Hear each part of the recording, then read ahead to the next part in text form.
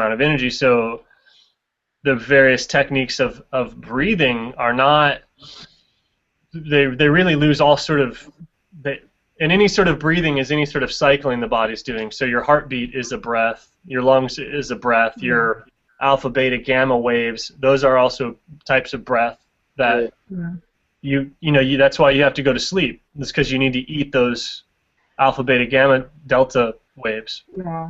So if you can, but you don't have to eat any of that if you can get really good, like you just need energy. These are just like, we're omnivores, so you need an energy requirement. You'll fulfill that through food, sleep, like whatever you have to do, and the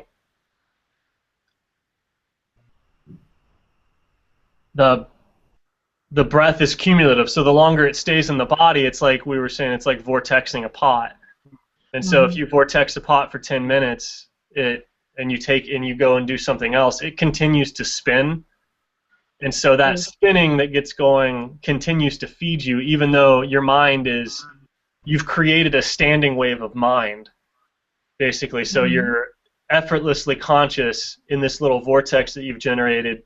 That frees you up to go and be conscious and generate a vortex somewhere else. And then this thing's still moving. And then that gives you, since they both have inertia, you can kind of run back and forth between them to make sure that they have their energy going perpetually. Then you can just add more and more systems on, and that's kind of the the template for that is the chakra system. But eventually, I'll be suggesting, or what I think people are supposed to on the chakra system is largely it's either an umbilical cord or a parasitical attachment, depending on how old you are. Chakras. So I think most people. That would be really, that would be really good to discuss. Yeah. So I mean, around 30, this is why people keel over around their Saturn return, is because the umbilical cord's getting cut, and ideally to have a non-climatic Saturn return. What's a Saturn return? It's just like when it's 28. It's when it's a nodal point for the planets. It's like Saturn's in the same place as when you were born. So Saturn represents like your outermost. It's pretty cool. It's like your outermost body. So that when you see like all these artists and stuff dying, it's because of they're on fire. Like I was saying in those incarnation videos, like something has happened to them to where they're not conducting energy, they're burning. Right. And so they're burning, and that burning, if they're amazing people, then they have a lot of awesome consumable material, but they're burning and they're not channeling. And if you get to your Saturn return totally on fire, then a lot of the times then it seems like the personality is lost via suicide or via I'm enlightened with no ego. Like you can, it's an abortion period. But this type of practice makes it such that when that thing is detached, like you're already breathing. It's like a baby that starts breathing before the umbilical cord is cut versus one that's like it's cut and we gotta like slap its ass. True. And if you want to be quite frank, like mine killed me in a certain sense. Like I think you do have to die at a certain point. So it's a matter of, can you die and not let your physical body die? And that process can be as dramatic as you want to make it. Like, oh, I was crucified and came back to life, or you can just like actually like I was dead man walking for 2.5 years and actually turn my life around and my consciousness around. It's the same gesture. So. Did it happen to you? Was it through an event or through breathing? It was like just a really deep wound to my heart. Okay. I experienced it as a death, but I didn't put it together. What? Yeah. I know what you're talking about. Yeah. So that was, I mean, yeah, it was around 2007 or 2008, and I mean, it was nasty, and I had like PTSD, and then every aspect of my personality started to just like melt after that into a bunch of bullshit until Yeah. relatively recently. So, but that was like right at the return thing, so it's anytime that you change that, anytime that you switch over from burning to channeling, though, it's gonna feel like a death thing, Yeah. unfortunately. So Anyway. does that happen every 20 years then?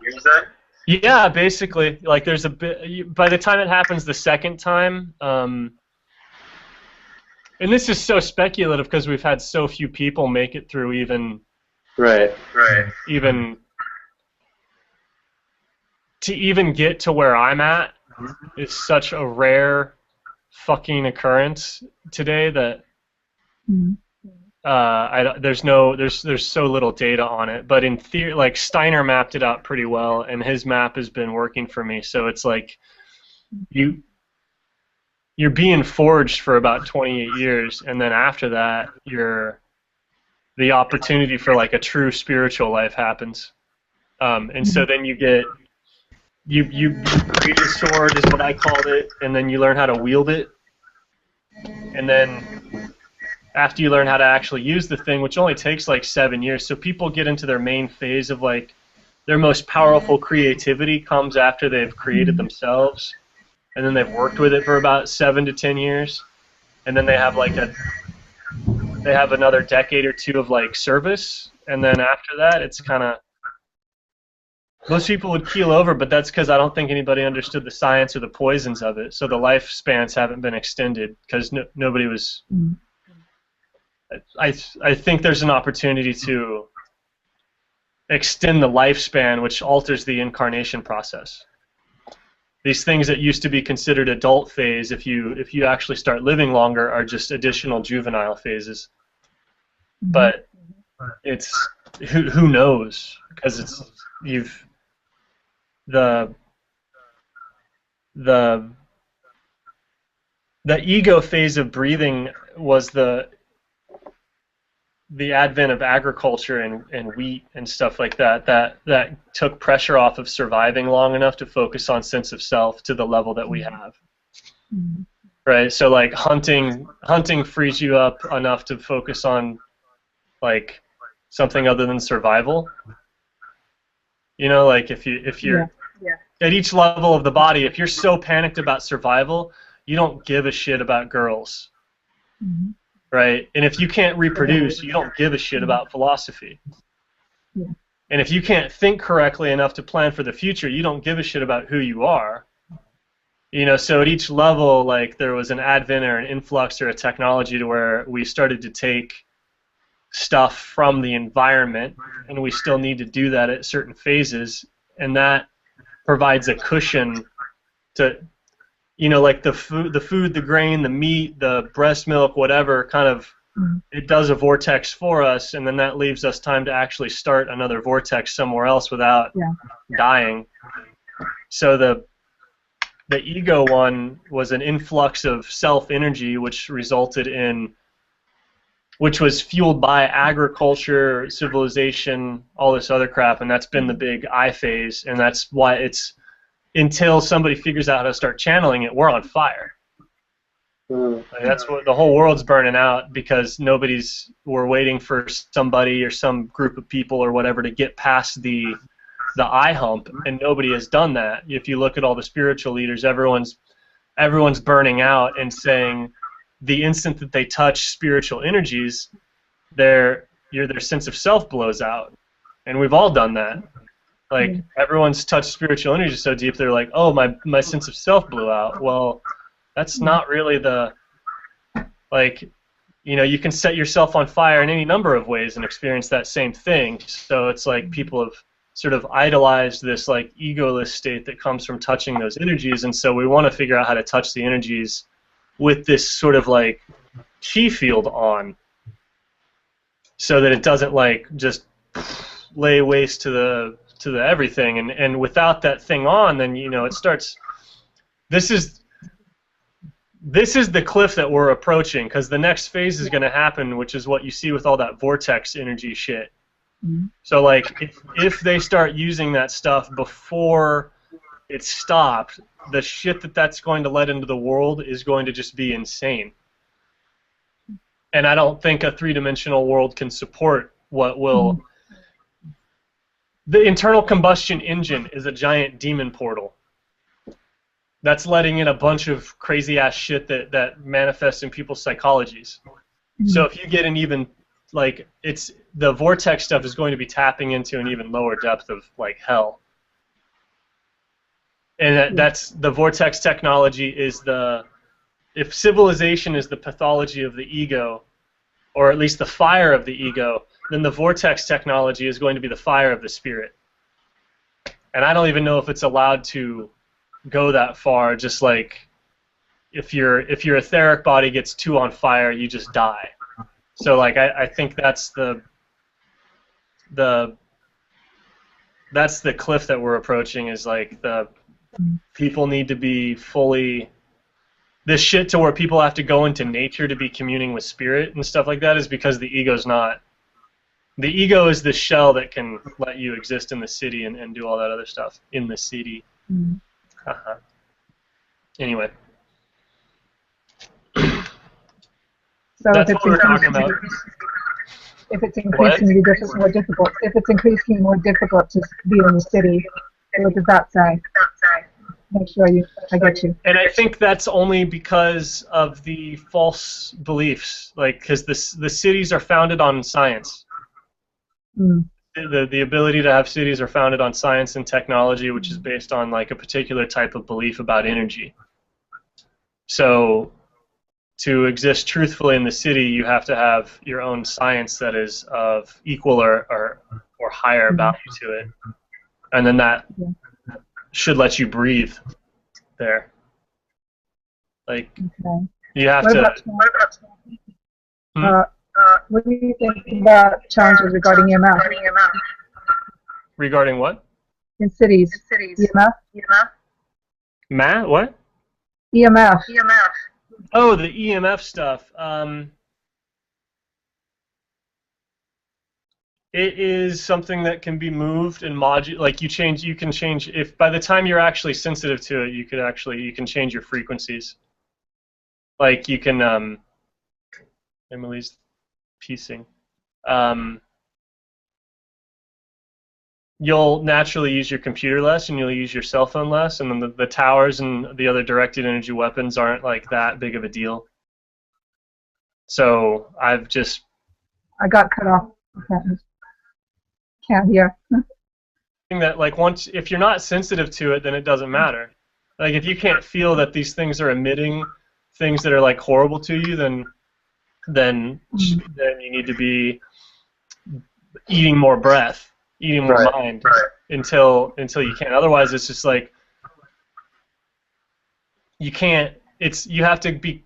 If you're there's so much EMF out there that it's like it's nonsensical to try and intellectually avoid it, right? So like it's a problem that's beyond the level of the intellect to avoid. So you need to level up to the point to where it's like this room feels bad, this computer feels bad, this cell phone feels bad, that area of the street feels bad. I'm not going to go over there. It feels bad.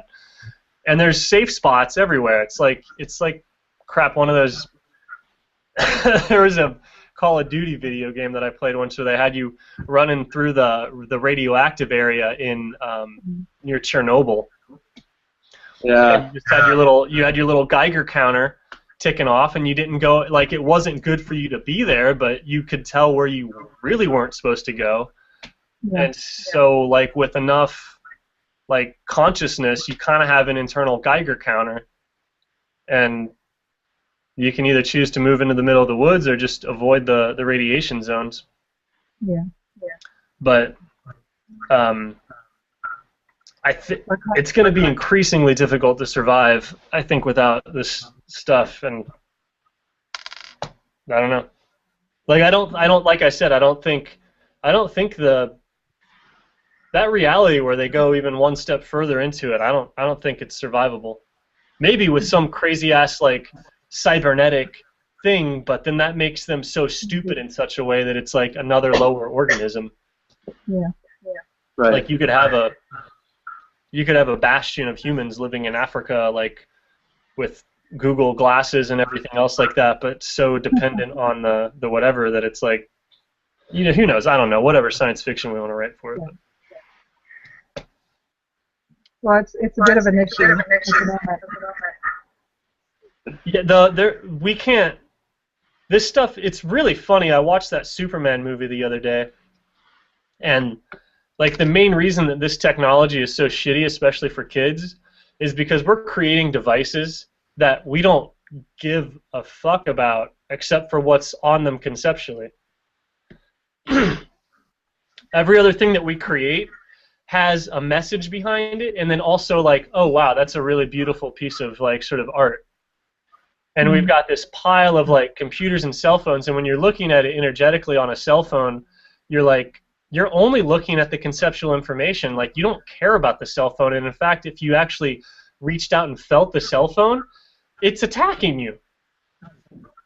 And so like you get kids that are, it's teaching everyone to like be like incredibly stupid because they're only looking at the very surface level of concepts about an event. So you put kids in front of a TV or on a cell phone, like it doesn't matter what information that you teach via this medium, unless you're pulling some weird little trick like this where I'm trying to get you to like meditate or whatever. But on what it does to your senses to be in this all the time is like you're not, even if you're reaching out to feel me, like you're looking here and then you're having to feel in some fifth dimension direction that's not, they're not synchronized. And so I can talk to you as an adult and say, this is what you have to do or whatever, but like if you're too young or you don't get this and you're sitting in front of it, you get dumber. Like no matter how amazing the information is, your sensitivities get desynchronized, and then you can't look at anything with depth. So like back to the Superman thing, they had a device to where when they would talk to each other, they either had like the entire person's like energy or soul quantumly loaded up into the computer, or if it was a robot or a program, the displays were physical. Like they were like those pins, you know, those things that you could put your face into that had like the it's just a big stack of like metal pins. Yeah. And you could put your face into it and it makes a replication of your face, but you can see each pin. Right. And so it's almost like when you're using this technology, you almost want to do it like how I'm doing with the bandwidth, like very low pixelation. Like you don't, like the HD shit fools you into thinking it's there. Like you almost don't want to fool your eyes into thinking that something's there. So like the Superman thing, they basically made a display that was made out of those pins. And so then when you were looking at the screen, it had like three-dimensional information, but each pin was like maybe the size of like a fourth or to a half of my pinky. And then they were moving around to form the images on the display. And then you could see how that like that's a type of technology that wouldn't fuck with that system as much to lower your perception. And I just find it funny that, because I've been thinking about like what is an actual non-stupid forming types of technology, and people in Hollywood have already shown several versions of it from like what are like really advanced civilizations, and then you see them using these really low bitrate displays that use metal pins. Like, who came up with that idea? And I'm like looking at it, it's like, oh well, that's what you would do to not, that's how your cell phone would need to be working for you to not get pulled into a digital world, because you can even have those pins hooked up to analog transceivers, right? So you get it recording the analog impressions over here, and then the pins move an analog rate in and out to create the depth. So that this pin technology would let you like quantumly entangle yourself with something far away and not have this like false, you would actually be able to read, you could put your 6th, 7th, 12th sense on the device and get the emotional qualities out of it because I'm attached to it the same way that I would be a piece of my art. And that shit's just like in Hollywood, so somebody knows about it. Michael Carmen with his new photo. So You're muted. it's cool. Move my echoing off. Anyway, we're totally tangented, so we can talk about whatever. Yeah, I was gonna talk about. I'm like echoing hard now. You wanted what? I was gonna talk about the breath because I've sort of been teaching something similar in my yoga classes. Mm-hmm. Just like, you're getting a lot of people who have never done anything before.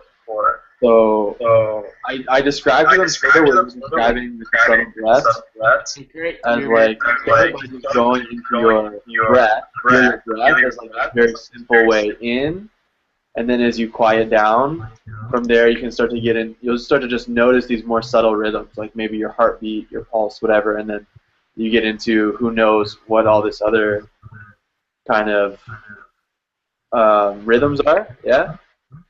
Hey Dan, can I share an insight I had? Sure. Yeah.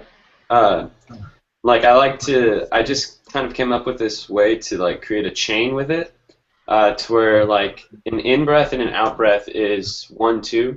So it's like you count 1, 2 on the in breath, and when you exhale, you don't have to worry about like counting again. So you already know you're on 2 because that was the last thing you said, and then the next one on the next inhale is 2, 3.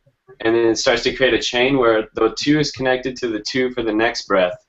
And then so when you exhale on 2, 3, to start on the 3 again. So then it's creating a longer and longer chain, and your awareness is focused on keeping that chain so it's not like going anywhere.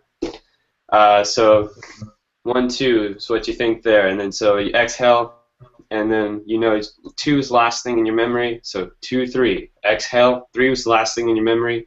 3, 4, exhale, and then you'll find yourself trying to skip over to like the next thing, and then if you like get sidetracked like that, you start back at the 1, 2 and recreate the chain, and it gets stronger and stronger. And like doing the standing postures for 35 of those chains is like super intense. Yeah. But yeah, I mean, you try it out. If it works, cool. Yeah, if not, yeah. I'll just do what I do. What are you laughing about? No. Yeah, I don't know what's like as far as the everything's gotten so complexified that with the newbie yoga people, like the easiest solution, and no teachers seem to believe me with this, including my own. But I think the only solution to getting people to get that is to have a secondary class or a secondary set of material that goes into the science of how, like, you're getting energy from this. Mm. You're getting energy from it. It's from right there, like, because people believe all this stuff that nobody believed when yoga was invented. When all the cues about yoga, like with the breath and everything, like when yoga was invented, nobody thought anything about like cellular stuff. I don't even think people thought that they were alive. Like, I don't think they were unbroken from the incarnation stream and stuff. So the cues could be totally different because they're like, yeah, I'm energy, and yeah, totally, I need to like move my energy this way, of course, like no shit. And it's like everyone's so physical that it's like, I don't know how you would sneak it into a yoga class, but like I think the average mind like wants, they don't have faith in it, and so they're distracted. Like I said, when your mind's wandering, it means that you think that you're going to get energy from somewhere else, right? So if everyone's having to be like constantly like, you have to address the problem of like, why do I need to be counting 1, 2, 3, 4, 5, 6? Why do I have to be counting to 35 to get people I've asked to myself. Yeah, why do I need to be list to remind myself of this thing? Why do anything has to be like prompted and tickled?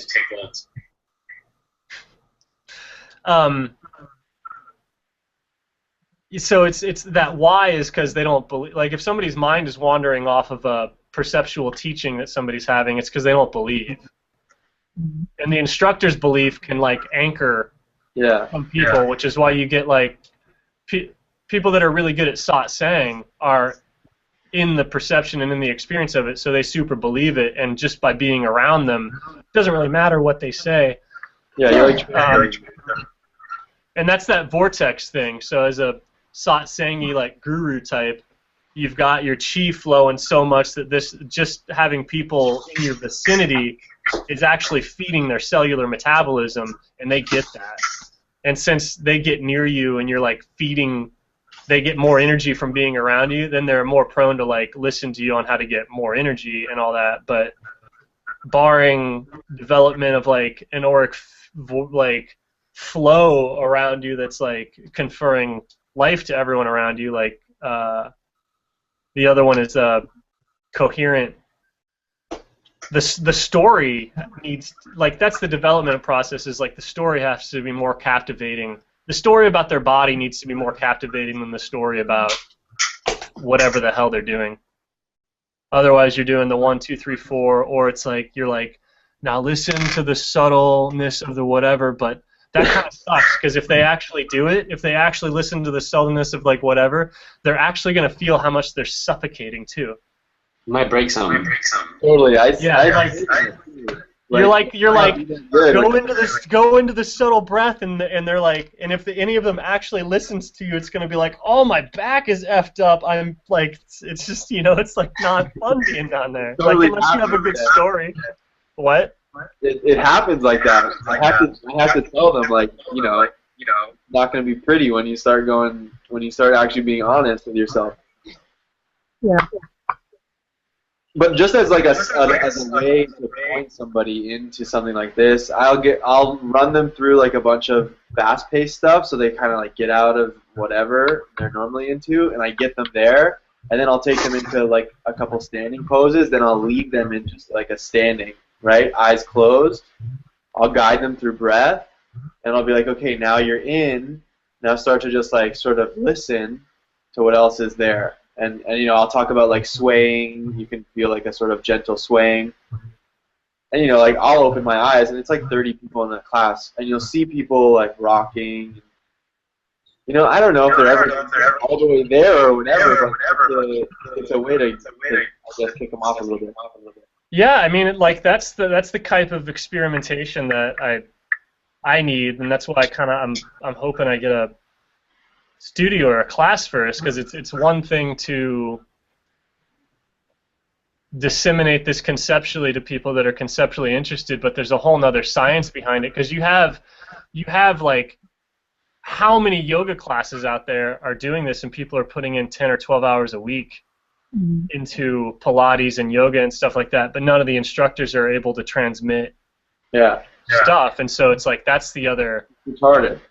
You're like on the, what I would call, the real front line of figuring out how to make this stuff work as somebody that's actually getting to lead movement.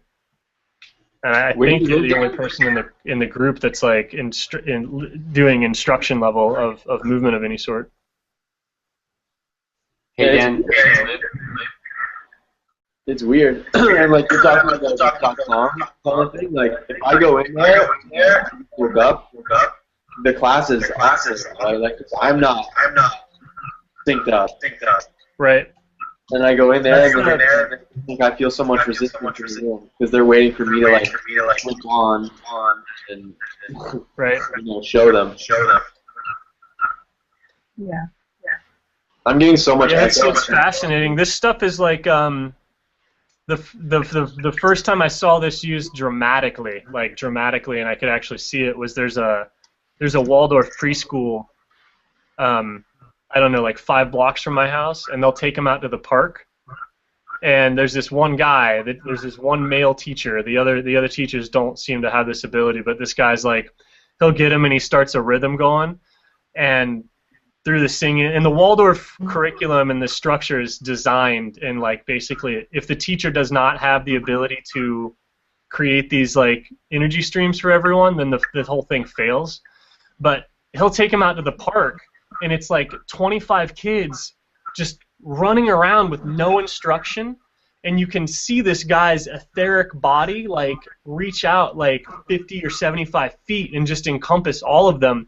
And if they leave it, he just like sort of pulses over there, and there's like they'll just come back in, or if they get into a fight or something like that, he's just like says like blah, blah, blah, and then like there's just like whoosh, and like he's just like dominating this whole thing like totally non-verbally, just with his like, because when you're in preschool, you're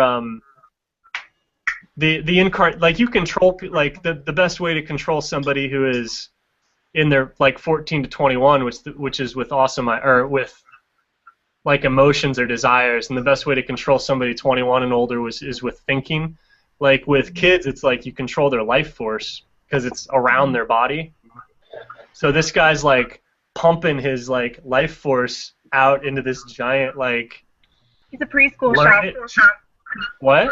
He's a preschool shaman. Yeah, and my guess is that the kids learn better in it too, because they're getting like an energy boost, so like they're learning faster as well. Like this whole thing is like an interesting, because you look at it and that lets one guy take care of over 20 kids by himself in a way that is completely healthy for them. No structures, no rules, no anything. So like this is the type of like leveling up stuff that is interesting, because before it's like how many kids can you look after in a healthy way? For the average human being, 1 or 2. That's not enough. Like if you can actually get, or how many people can a teacher teach in a healthy way? 5 or 6. Like if you're doing yoga instruction and people are understanding this breath concept, it's all of a sudden the number of people that you can directly connect with and guide gets enormous. And that's just as an average teacher. I'm not talking as like somebody that's trying to save the world. It's just all of a sudden you can do it right, and you can do it right for 20 people 5-6 times a week. Making my head itch. What? You're just making my head itch by doing that. Let's all do it. Let's resonate. Look, we're resonating. Oh, we're all doing it. Whoa, up, except for Ben, who's staring there blank-faced. It's not resonating. Is he gone? He's on a massive delay. No, he's blinking. I mean, we're blinking, so it's working to an extent. I was just on a daydream. All right. That was a little creepy. So.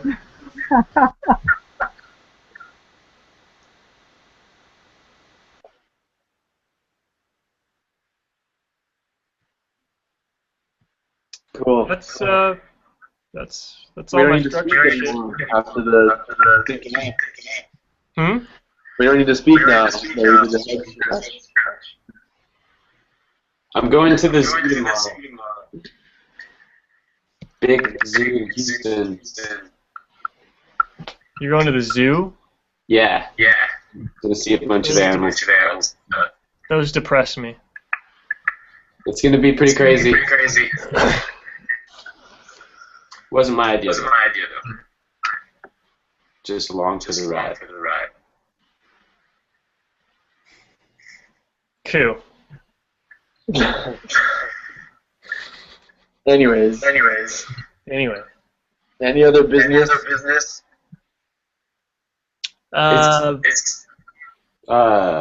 Just the thing for I want all everyone. thing. Oh, yeah, we should do stuff like that.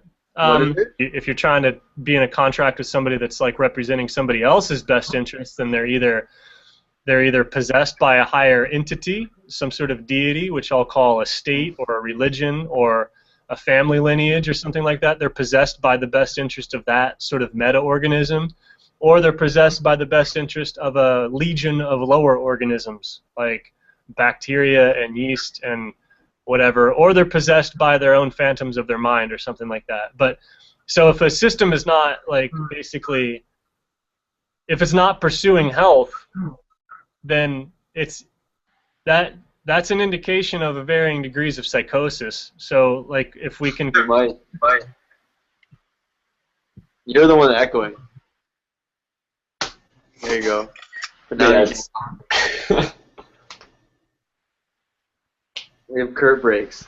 What were you just saying? Put everybody in a room? I was saying my town has, like, you could probably get everyone who's close to thinking this way in one room. And there's like 300,000 people in the city, so, like...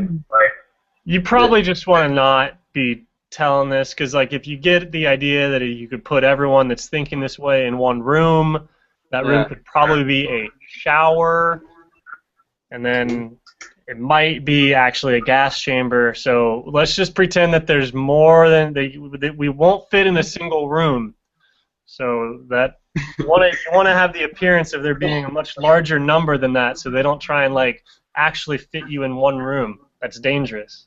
It's a bunch of good old boys that don't want this town to change. It's Texas. Yeah, like if any, and it should. I mean, this stuff shouldn't be like a austerity practice. Like if everyone's doing it in a group, it should make everyone really, really smart and more capable and dominant. That's the thing, though. In a weird way. It's a really big opportunity because the city I live in is actually the most overweight city in America. And the news article was heavy news for Corpus Christians.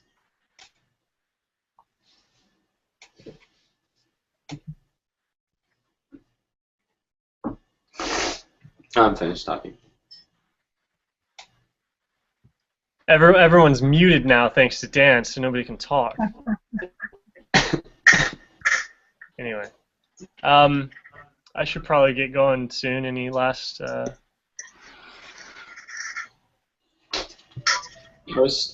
This video with the rest of them. All I want to say. Okay. I might re-download this and just throw it up on the public thing. Maybe. I don't know. Well, maybe you should start dreaming while you're awake so that you can start seeing, like, ghosts and phantoms and spaceships. Thanks, Kurt. Okay. Well, it's quiet there besides the train, so you should be able to sleep. Okay. We gotta go before this turns into a concert. Bye. Thank you. Have a good one. Touch me.